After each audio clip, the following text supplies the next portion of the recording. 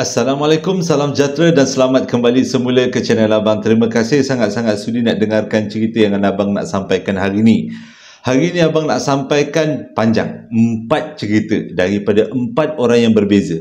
Cumanya ada satu persamaan dalam keempat-empat cerita, iaitu datangnya daripada satu negeri di selatan tanah air. Wah, macam pembaca berita.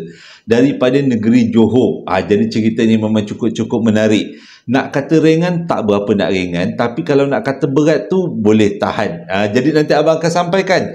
Sebelum Abang lanjut kepada cerita, ramai juga sebenarnya yang bertanya, macam mana nak dapatkan t-shirt Scary Mary ni? Abang nak beritahu sebenarnya ini adalah hadiah daripada salah seorang yang menonton, penonton ahli keluarga besar Josie Peng Lipur Lara.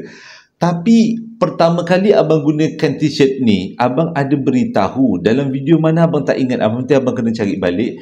Kalau nak dapatkan t-shirt ni, boleh terus hubungi dia. Abang bagi kebenaran untuk dia buat. Dan Abang rasa macam menarik lah sebenarnya. Scary Mary ni adalah perkataan yang Abang selalu sebut dalam cerita sebelum ni kan. Okey. Jadi itu adalah permulaan. Jadi sebelum kita mulakan cerita, marilah kita sama-sama berdoa kepada Allah Ta'ala.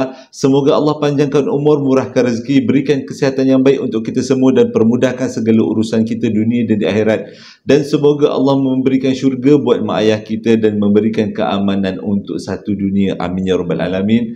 Dan semoga Allah memberikan terulang. Dan tanpa membuang masa lagi, Abang akan mulakan cerita kali ini dengan A'udzubillahi minasyaitonirrajim. Bismillahirrahmanirrahim. Cerita yang pertama disampaikan oleh Ahmad, berlaku pada tahun 1993. Pada waktu ini dia berumur 11 tahun. Dan kisah ini berlaku dekat Taman Seri Pulai dekat Johor. Dia kata pada waktu tu Taman Seri Pulai adalah satu-satunya taman yang ada dekat kawasan itu pada tahun tu. Dan di belakang taman tu, dikelilingi taman itu dikelilingi dengan belukar yang tebal. Jadi dia kata siapa-siapa rumah yang terletak di lorong belakang taman memang adalah rumah mereka menghadap belukar. Dan macam-macam orang pernah jumpa dekat belukar tu. Terutama kawasan pokok besar yang ada dekat situ. Paling banyak kali orang jumpa adalah anjing putih. Sebenarnya dekat kawasan tu, dalam taman perumahan tu, banyak orang yang beli anjing, terutama orang Cina atau India. Tujuannya adalah untuk keselamatan. Tapi tak ada seorang pun yang beli anjing putih. Tapi kebanyakan orang yang nampak dekat bawah pokok tu adalah anjing putih. Ahmad cerita, menjadi kebiasaan anak-anak pada waktu tu, malam mesti ada kelas mengaji. Daripada pelepas maghrib menjejak pukul ke-9 malam, mesti ada kelas mengaji dekat salah satu rumah tok guru dalam taman perumahan yang sama. Jadi dia dengan kawan-kawan dia memang tak pernah tinggal kelas mengaji tu. Jadi setiap malam, malam-malam tertentu dia akan pergi mengaji. Tapi disebabkan dia dah pandai mengaji dan dia punya pelajaran mengajinya bagusnya dia kata, Ahmad kata, jadi mak dia sambung, selepas ngaji engkau kena pergi belajar Jawi. Sebab memang menjadi anak Johor, dia kata belajar Jawi ni memang satu benda yang boleh dikatakan wajib, semua anak Johor kena tahu baca Jawi. Tapi dia kata mula-mula dia malas nak pergi belajar Jawi. Tempat yang mak dia cakap tu adalah rumah seorang makcik yang namanya Makcik Jun, terletak di lorong belakang taman tu, yang mana rumah Makcik Jun tu akan menghadap belukar. Dan yang paling best sekali, kalau nak pergi ke rumah Makcik Jun tu, mesti melalui pokok besar yang ada anjing putih tadi. Jadi dia kata disebabkan dia tak berani nak pergi seorang-seorang habis daripada mengaji, nak pergi ke kelas belajar Jawi, jadi dia berpakat-pakat dengan kawan-kawan dia. Dengan kata lain, habis ngaji sama-sama, sama-samalah pula pergi ke kelas belajar tajwid. Belajar Jawi. Jadi dia kata kejadian ni pada tahun 93 pada satu hari. Mengajilah dia dekat rumah seorang tok guru. Datang lebih kurang pukul 7.30 malam lepas maghrib. Dungdang-dungdang, bertaranum-taranum semua. Habis mengaji lebih kurang pukul 8.30 malam. Jadi dia dengan 4 orang kawan dia memang terus nak menuju. Ini hari pertama ni. Hari pertama nak pergi belajar Jawi ni. Jadi dia dengan 4 kawan dia ni pun jalanlah berempit-gempit satu sama lain pergi menuju ke lorong paling belakang sekali taman perumahan tu. Jadi bila dia masuk dekat lorong paling belakang tu, benda yang pertama dia orang nampak adalah pokok besar. Nak pastikan pokok besar tu dekat mana, supaya kalau ada apa-apa yang berlaku, mereka cepat-cepat boleh ambil tindakan melarikan nyawa, melarikan diri. Salah. Jadi dia kata bila dah jalan berempat bergempit-gempit, walaupun empat-empatnya lelaki tapi perasaan takut tu sebab anjing putih tadi. Jadi tengah bergempit-gempit tu, waktu berjalan tu memang tak nampak apa-apa sebab ada lampu jalan. Dekat pokok besar tu pun ada lampu jalan juga. Jadi dia terjalan mengempit-ngempit dalam keadaan yang tak berapa nak laju, nak menuju ke rumah belajar Jawi dekat hujung jalan tu. Tiba-tiba salah seorang daripada kawan dia senggol. Weh, itu apa benda? Dia nampak dekat hujung lorong tu ada anjing putih. Dia kata anjing putih tu bukan sebarang anjing. Dia punya saiz lebih 2 kali ganda daripada anjing yang biasa ada dekat yang menjadi belaan tu. 2 kali ganda besarnya. Jadi bila dah nampak anjing tu daripada jauh, salah seorang daripada dia orang ni pakat, jomlah kita balik. Daripada kita nak merempuh, tak pasal-pasal kita kena gigit anjing, jomlah kita balik. Tapi Ahmad kata tak boleh. Nanti kalau aku balik, nanti kalau kita balik, aku kena menghadap mak aku kena bagi alasan. Takkan aku rasa nak nampak anjing, aku nak balik tak belajar-belajar Jawi. Sebab mak aku dah bayar yuran siap-siap. Jadi bila dah alasan macam tu, alasan keuangan dah bayar siap-siap, dia orang kata tak apa. Anjing tu macam tak bergerak. Dia ada je dekat hujung lorong tu, kita tak apalah, kita berjalan perlahan-lahan. Jadi diorang pun berjalan perlahan-lahan sambil perhatikan anjing putih tu. Tapi keadaan makin tegang bila anjing putih tu mula berjalan mendekati mereka berempat. Anjing tu berjalan daripada hujung lorong, lepas tu lalu dekat bawah lampu, nampak masih lagi anjing. Lepas tu lalu ke kawasan gelap, dah tak nampak. Lepas tu lalu lagi dekat kawasan yang ada lampu, nampak lagi anjing. Lepas tu lalu dekat kawasan gelap, dah tak nampak balik. Macam itulah keadaannya. Tapi dia orang kata berdebarnya waktu tu, walaupun tak pernah ada kejadian orang mati digigit anjing putih, tapi dia orang tahu anjing tu bukanlah anjing, tetapi seseorang, makhluk alam sebelah.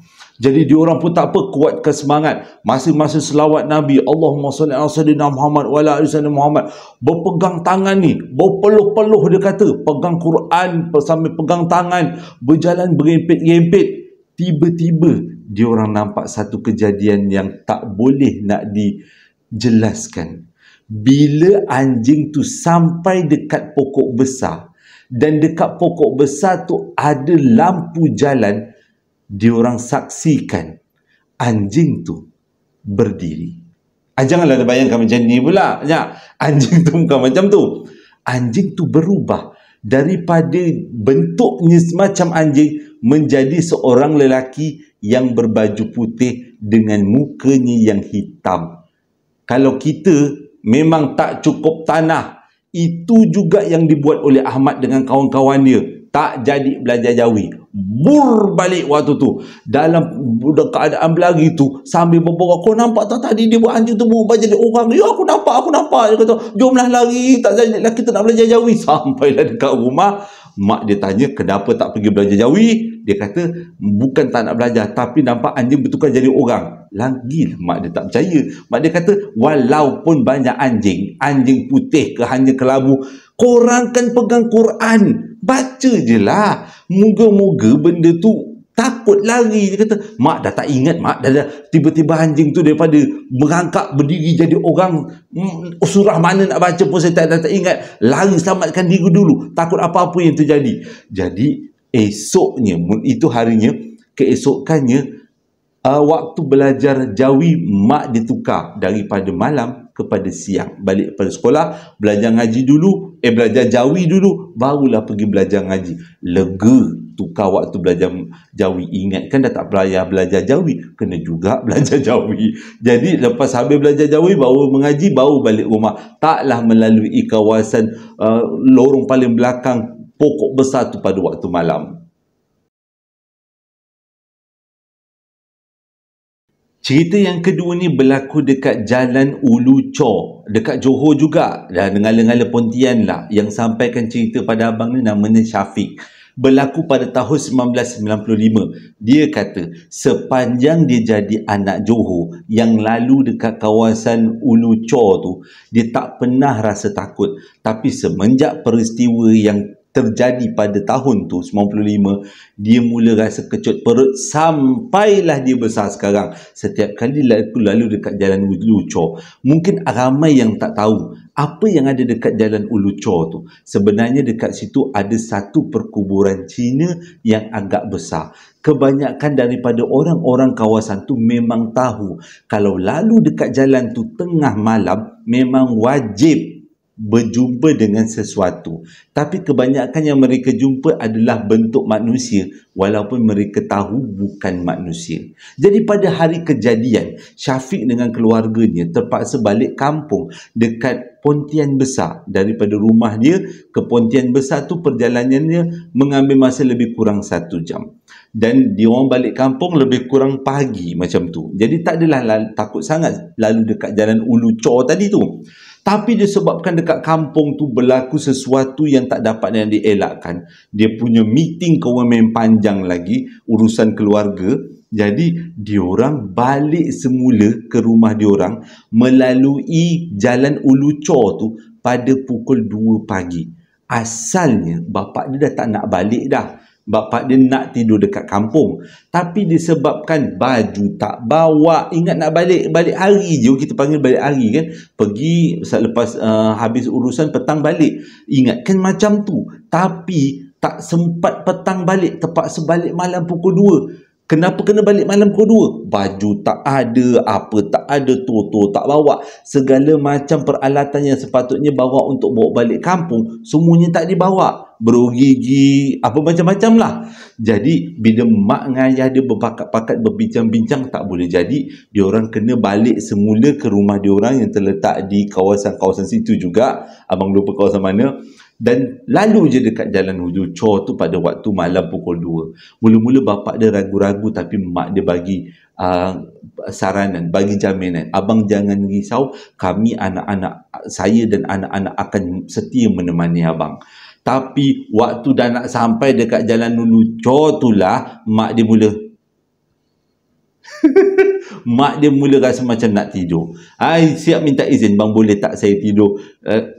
Ayah dia marah juga, tadi kata awak nak teman, kalau tidak kita tidur dekat kampung. Tapi anak-anak ada kat belakang, anak-anak masih segar. Syafiq kata pada waktu tu dia memang takut lalu kat jalan tu, dia dengan adik-beradik dia. Tapi disebabkan mak ayah dia ada, jadi ketakutan tu tak berapa nak sangat. Ceritanya kat sini, bila diorang melalui jalan tu pukul 2 pagi, tengah lalu, tiba-tiba dengan keadaan kereta bapak dia tak berapa nak laju. Sebabnya selalu dengar cerita ada benda melintas dan jadi aksiden, kemalangan, bahaya. Jadi bapak dia bawa slow-slow. Bila dah nak sampai masuk dekat Jalan Ulu Chor yang ada kubur Cina tu, mak dia pun dah terjaga. Jadi yang terjaga pada waktu tu 3 orang. Yang lain semua tidur.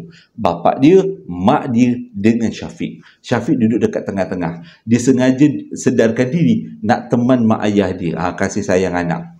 Jadi tengah melalui jalan tu, tiba-tiba nampak daripada jauh ada seorang Sami Buddha dengan kain baju dia warna kuning tu kan. Jadi bapak dia dengan mak dia pun cakap, bang berhenti bang, ada Sami, takkan kita nak langgar Sami kan. Orang yelah orang alim dalam agama Buddha kan, itu tak elok lah kan. Berhenti bang, bagilah Sami tu jalan dulu. Jadi bapak dia pun berhentilah dekat depan dekat jalan tu. Waktu tu memang tak ada orang yang lalu jalan tu, dan jalan tu gelap. Dia orang tak perasan tau. Dia orang tak perasan jalan tu gelap. Jadi dia pun berhenti, Sami tu pun lalu. Lepas tu Sami tu buat prank pula. Dia boleh berhenti dekat tengah-tengah jalan dan pandang kepada mereka sekeluarga. Lepas tu mak bapak dia pun macam angkat tangan lah macam tu. Sebab tak nampak pun macam ada rupa tersengit-mengit. Memang rupa Sami. Jadi Sami tu bila mak bapak dia angkat tangan, Sami pun pandang balik ke arah jalan, tundukkan kepala, dan dia meneruskan perjalanan sampailah dekat hujung jalan. Jadi pada waktu tu bila sampai dekat seberang jalannya, ayah dia pun masuklah gear balik nak jalan. pada waktu tu dia orang nampak benda yang tak dijangka, iaitu Sami tu tiba-tiba hilang. Baru dia orang perasan dia orang ada dalam keadaan yang gelap, hanya ditemani dengan lampu kereta, tak ada lampu jalan, dan macam mana ada Sami yang melintas tengah malam, sedangkan di kawasan sekitar tak ada pun tokong ataupun tempat rumah ibadah orang-orang Buddha, tak ada. Buat apa Tok Sami tu nak datang ke kubur tengah malam, dan bila dia tengok dah hilang.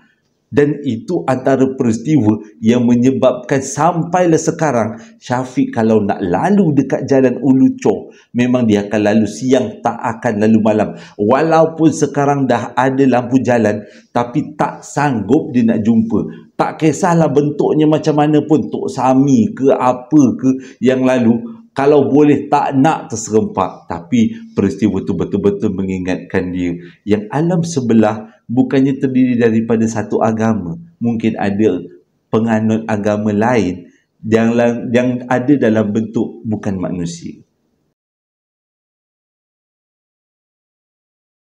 Cerita yang ketiga masih lagi dekat Johor, tapi kali ini berlaku dekat restoran McDonald pada tahun 2002. Dan restoran McDonald ni abang baru nak sebut sebabnya ialah semua orang tahu kan tentang restoran McDonald, bukan nak fitnah. Tapi ini adalah restoran McDonald yang terletak dekat Jaya Jasko Taman University kalau tak silap abang. Yang cerita kat abang ni namanya Rasidah. Rasidah cakap pada waktu tu dia baru habis belajar. Jadi tak naklah duduk-duduk goyang kaki, cari kerja. Jumpalah jadi pelayan dekat restoran McDonald. Nak jadi cerita pula, Rasidah ni dia kata dia adalah rupa sikit selepas dia tacap-cacap, letakkan bulu mata palsu lah. Maksudnya apa, pemerah bibir, pemerah pipi semua. Kenapa abang cakap pemerah? Gincu. Lepas letak gincu, letak makeup, dia nampak cantik sikit lah. Dia kata jadi tugas dia dekat McD tu diletakkan dekat kaunter sebagai penari. Dia kata dia tak jadi masalah nak kerja dekat McD tu, dan lepas dia kerja dekat McD tu dia rasa seronok sangat jumpa dengan ramai kawan. Lepas tu manager pula bagus. Dia kata manager dia ada dua, satu Kak Mah, satu lagi Amoy. Amoy tu Cina lah kan. Jadi dia kata dua-dua manager dia pun bagus, selalu bantu dia. Tapi cerita pelik bermula bila diorang diminta untuk tukar ke uniform baru. Benda ni dia kata bermula waktu tu lah. Jadi pada satu hari tu diorang semua pekerja-pekerja termasuk dengan manager-manager sekali dapatlah uniform baru. Dan semangat ni bila tengok dapat uniform baru, semangat nak pakai. Besok pagi siap gosok, siap apa. Waktu tu dia masuk shift pagi. Shift pagi masuk lebih kurang pukul 8, tapi boleh menerima tetamu. McD tu betul-betul buka pukul 10.30. Pada zaman tu lah 2002. Jadi dia kata pagi tu dia seronok sangat. Pakai baju baru. Lepas tu make up kasih tebal sikit, Rasidah kata. Jadi dia pun datanglah pukul 8, pukul 7.30 dia kata dekat McD tu, buatlah segala macam kerja. Tengah-tengah dia buat kerja tu, dia nampak manager dia yang namanya Amoy berjalan sambil meliang-liukkan badan macam tak jejak tanah, masuk dekat dalam chiller. Kalau siapa-siapa yang tak tahu, anak-anak ke yang tak tahu, chiller tu adalah peti ais besar, tempat simpan barang makanan. Peti ais tu cukup besar, pintunya pun besar. Kalau termasuk terkunci dalam tu bahaya. Jadi dia pun tengah-tengah nak jaga kaunter, bersih-bersihkan kaunter, susun-susun duit lah, macam tu lah lebih kurang. Tiba-tiba dia nampak Amoy berjalan-jalan masuk dekat dalam chiller. Dia pun tengok lah Amoy masuk dekat dalam chiller. Sebelah dia pun kawan dia juga nampak juga yang Amoy tu masuk dalam chiller tadi, yang peti ais besar tadi. Dia pun diam je lah. Selepas habis-habis kemas kaunter, ada benda yang dia perlu minta bantuan daripada manager. Dia pun panggil lah, Amoy, bos, kata, keluarlah daripada chiller tu, duduk lama-lama dalam tu buat apa, dia kata. Cepatlah keluar, tolong saya dekat kaunter ni, ada yang perlu dibuat ni. Tapi tak ada siapa pun keluar daripada chiller. Kawan dia pula cakap, Moy, kata, bos, panggil bos, bos Amoy, keluarlah daripada chiller tu. Orang nak suruh buat ni, ada benda ni nak diuruskan ni. Janganlah duduk dalam tu, tak sejuk ke? Masih lagi Cila tu tak terbuka pintu dia. Dah dua-dua cekak pinggang. Ni buat apa pula si Amoy duduk dalam tu, duduk lama-lama. Dan ada juga pekerja-pekerja lain yang ketuk pintu Cila, suruh Amoy keluar daripada tu, sebab bukan seorang je nampak, bukan Rashidah, ramai lagi yang nampak Amoy tu berjalan masuk dalam Cila dengan pakai uniform baru. Tapi disebabkan tak ada siapa yang menyaut dekat dalam Cila tu, diorang pun teruskanlah buat kerja masing-masing. Dan satu kejadian yang pelik, bila tiba-tiba nampak Amoy baru sampai dengan motornya. Dia bawa motor kap cair lah. Dah semua masing-masing tergamam. Lepas tu Amoy pun masuk. Amoy cakap, kenapa pandang saya? Semua pandang saya, pelik ni kenapa? Jadi Rashidah tanya, baru sampai ke? Dia kata, baru sampai, dah terlambat ni. Pada waktu tu belum lagi pukul 10.30, baru pukul 9 macam tu. Dekat pukul 8.30, pukul 9 je. Okey, dia kata, bukan tadi dah sampai ke? Dia kata, tak, you boleh tengok CCTV. I baru sampai ni, baru sampai dengan motor ni. I ada urusan dekat rumah tadi. Ceritalah si Amoy tu, nunang yang si anak-anak buah ni semua diam, tengok je. Lepas habis Amoy cerita, masing-masing berlari ke Cila, buka pintu Cila. Tak ada siapa. Jadi dengan kata lain, diorang ternampak sesuatu yang bukan daripada alam ni. Mungkin dia kata benda tu seronok sangat dapat uniform baru, mungkin juga kan. Jadi habis daripada peristiwa tu, habislah satu MACD tu bercerita tentang Amoy ada benda lain yang menyerupai dia duduk membeku dekat dalam Cila. Esoknya, tak jauh esoknya, berlaku satu lagi peristiwa yang itu dialami oleh bos manager yang kedua, Kak Mah. Pada waktu tu Kak Mah ada dekat dalam pejabat dia, dekat kawasan belakang lah. Rashidah dengan kawan-kawan dia bekerja lah melayan tetamu semua. Habis lebih kurang pukul 10.30 malam, MACD tu pun dah nak tutup dan semua customer pun dah balik. Diorang pun buatlah pembersihan lah, apa benda yang berkaitan lah kan. Tiba-tiba Kak Mah panggil tu. Kak Mah sebut namanya macam ni, Nur. Tu dia diam. Okeylah. Jadi dah sudah tu, dia masih lagi buat kerja macam biasa. Selang setengah jam, Kak Mah keluar. Nur mana? Dia kata. Semua diam. Kenapa tanya Nur? Kata, tak, tadi saya minta jadual. Dia bagi jadual. Tapi jadual yang dia bagi ni tak lengkap. Lepas tu Rashidah tanya, tadi Nur ada datang bagi jadual ke dekat bos? Kata, ada tadi, ni jadual dia bagi ni. Tapi jadualnya ada beberapa helai yang hilang. Jadi saya nak minta dia supaya bagi kat saya jadual yang baru. Semua senyap. Tiba-tiba adalah kawan Rashidah cakap, Kak Mah, Nur tak ada. Dia shift pagi. Kita sekarang ni shift petang, nak ke malam. Jangan main-main lah, dia kata. Aku sepanjang hari duduk sini memang nampak Nur mundar-mandir. Ada Nur kat sini, cuba cari. Korang janganlah mengarut. Jadi semua tak nak cari dan semua pun diam. Buat macam bodoh je arahan daripada Kak Mah. Sampai Kak Mah mengamuk. Last Kak Mah sendiri yang telefon rumah Nur. Dan kat rumah Nur jawab. Nur kata dia masuk tadi shift pagi, yang sekarang shift malam. Saya tak ada dekat tu. Dah besoknya dengan Kak Mah demam. Sebab Kak Mah kata dia memang nampak Nur berjalan masuk dekat office dia dan bagi jadual seperti yang diminta. Dan dia terima jadual tu dan memang nampak Nur. Tapi Nur dengan pakaian uniform lama. Itu yang dia rasa pelik. Pada waktu tu semua orang dah pakai uniform baru. Jadi esoknya Kak Mah demam, cukuplah. Tak nak lagi lah dia kata. Selepas tu ada beberapa lagi peristiwa. Tapi dia orang kebanyakannya kata Rashidah buat bodoh je untuk mengelakkan sendiri takut dekat tempat kerja. Cerita yang ketiga ni disampaikan oleh Maria, berlaku pada tahun 2018 dekat satu pejabat dekat Tamboi. Kisahnya macam ni. Diorang, Maria dan kawan-kawan dia yang lain bekerja sebagai kerani dekat company tu. Company tu terletak dekat Tamboi dan dia ada beberapa tingkat. Tingkat pertama macam biasa pejabat, tingkat kedua adalah pejabat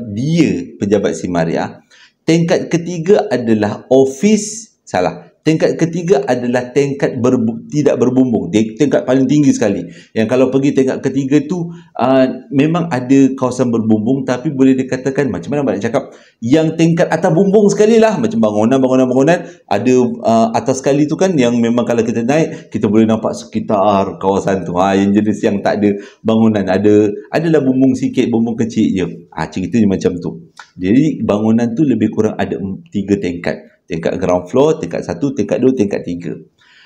Dan tingkat 3 tu, pihak pejabat jadikan surau. Dan dia kata, kalau nak semayang dekat surau tu, benda paling tak seronok adalah waktu malam. Nak jadi cerita, office tu memang office yang sangat sibuk. Jadi kebanyakan pekerja akan ambil OT. Maksudnya bekerja habis pukul 5 tapi disambung-sambungkan kerja sampai pukul 6 ataupun pukul 10 malam. Selalunya diorang kalau ber-OT, diorang akan solat maghrib dengan isyak dekat bilik mesyuarat. Sebab diorang semua tak berani nak pergi ke tingkat 3, sebab semua orang tahu tingkat 3 walaupun tingkat paling atas tidak berbumbung, tapi dekat situ surau, kecil je surau dia, nak pergi ke situ macam-macam cerita dia orang jumpa, dia orang dengar. Jadi nak jadi cerita, pada satu hari Mariah ni kena kerja lebih masa. Patutnya habis kerja pukul 5, dia terpaksa lanjutkan sampai pukul 9 malam. Nak dekat-dekat pukul 7.30 malam tu baru dia perasan dia belum solat lagi. Dan dia mula-mula nak solat dekat bilik meeting yang ada dekat tingkat 2, selevel dengan office dia je. Tapi waktu dia dah ambil air semayang, nak pergi ke bilik meeting, baru dia perasan bos-bos pun belum balik lagi. Semuanya tengah meeting. Jadi nak tak nak, dia kena naik ke tingkat 3 untuk semayang dekat surau kecil yang disediakan oleh pihak syarikat. Waktu tu dia kata dah kecut perut, tak tahu nak cakap macam mana. Jadi dia pun selawat Nabi, Allahu Akbar je lah. Dia pun berjalan lah, naik tangga. Waktu tu dia kata dia tak naik lift, dia naik tangga. Untuk mengelakkan benda pelik, sebabnya selalu orang nampak dekat dalam lift. Jadi dia kata tak nak guna lift, dia guna tangga. Cuma kalau dia guna tangga, dia akan melalui satu kawasan. Satu kawasan yang dindingnya berlubang-lubang. Sebab dia kata, entahlah kegunaan untuk apa, mungkin peredaran udara lah kot. Jadi dia pun pukul 7.30 cepat-cepatkanlah langkah dia, sebab untuk mengelakkan daripada tertinggal waktu maghrib. Lepas tu kena turun balik, sambung buat kerja balik kan. Jadi dia pun berjalan laju-laju. Tengah dia berjalan laju-laju tu, tiba-tiba langkah dia terberhenti. Dia pun tak tahu kenapa pula dia macam terberhenti. Rupanya dia baru perasan macam ada orang tarik beg dia. Dia bawa beg telekung dulu. Dia macam ada orang tarik beg dia. Dia pun pandanglah ke arah beg yang tertarik itu. Rupanya ada satu tangan hitam yang keluar daripada satu lubang yang ada dekat dinding kawasan tangga. Waktu tu dia sentap beg dia, dah keadaan takut. Dia pun baru nak melangkah. Tiba-tiba dekat depan dia keluar banyak tangan hitam cuba nak capai dia. Hui, kalau meremang dah. Seram dia. Tangan hitam tu cuba nak capai-capai dia, seolah-olah nak pegang dia, tak nak kasih pergi ke surau tu. Waktu tu dia tak terfikir untuk patah balik, tapi dia fikir terus menuju ke depan. Berlari sambil jerit. Dia pun sampailah dekat surau, sampai kat surau cungap. Dah ketakutan sangat, dah tak ada jalan lain, cepat-cepatlah dia solat. Dia mohon pada Allah Ta'ala supaya benda yang buruk tak berlaku. Jadi lepas-lepas maghrib tu, lepas-lepas semayang tu, tiba-tiba dia teringat, alamak, dia kena lalu kawasan yang sama. Sebab tak ada jalan lain. Ini jalannya. Jadi dia pun berjalan, nak lalu ke kawasan tangga yang tadi ada tangan hitam tu. Dia ambil masa lebih kurang 10 minit berdiri dekat depan tu, semata-mata untuk pastikan tak ada tangan yang keluar. Tolonglah, dia kata. Sebab dia kata tangan yang keluar tu bukan pendek, semuanya panjang-panjang. Memang macam nak mencapai dia. Dia bukan bermimpi, memang dia nampak. Sebenarnya ramai juga yang dah nampak dekat kawasan tangga tu, tapi tak ramai yang, tak ada orang cerita yang pasal tangan tu. Jadi dia pun bersedia. Apa pun berlaku, dia kena lari turun tangga dan elak daripada dicapai oleh tangan. Dia pun bismillahirrahmanirrahim. Dia pun mulalah berlari. Waktu dia sampai ke tengah-tengah kawasan tangga yang berlubang-lubang dindingnya tu, tiba-tiba keluar satu tangan. nak capai beg dia, dia sempat tepes macam tu, terus dia lagu sampai kat bawah. Apa yang dia buat? Nangis dulu, rasa macam dah runtuh, dia kata dia punya hati. Dia sampai dekat bawah, dia cari kawan-kawan dia, kasih cerita dulu, kasih nangis dulu, rasa kita tak lepaskan perasaan kita yang kita takut tadi tu. Mujur kawan-kawan faham. Sejak daripada tu dia kata dia tak berani nak semayang dekat kawasan surau atas. Walaupun dia kena OT sampai pukul 10 malam, dia semayang dekat kawasan meja dia aja. Kecil je, tak kisahlah kawan-kawan pandang, geng-geng lain pandang dia bertelekung-telekung. Dia kata tak kisahlah. Yang penting dia tak nak semayang dekat tingkat atas.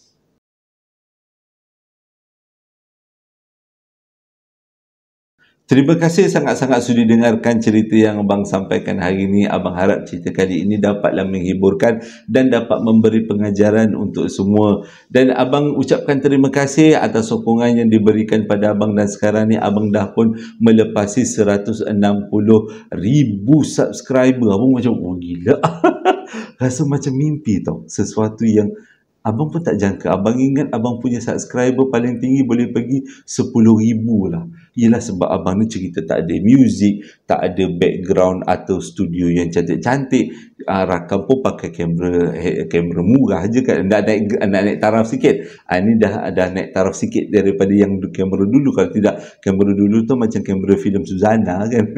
Jadi Alhamdulillah naik sikit-sikit. Jadi atas sokongan berkat doa daripada semua. Terima kasih sangat-sangat. Terima kasih juga pada yang membeli sambal lara dan perapan sate. Abang harap jualan-jualan abang tu dapatlah memberikan kepuasan hati sempena dengan bulan raya korban ni kan, yang beli perapan sate. Abang dapat komen, Alhamdulillah, sangat terima kasih sangat-sangat. Hingga berjumpa lagi dalam 2 hari akan datang. Assalamualaikum warahmatullahi wabarakatuh.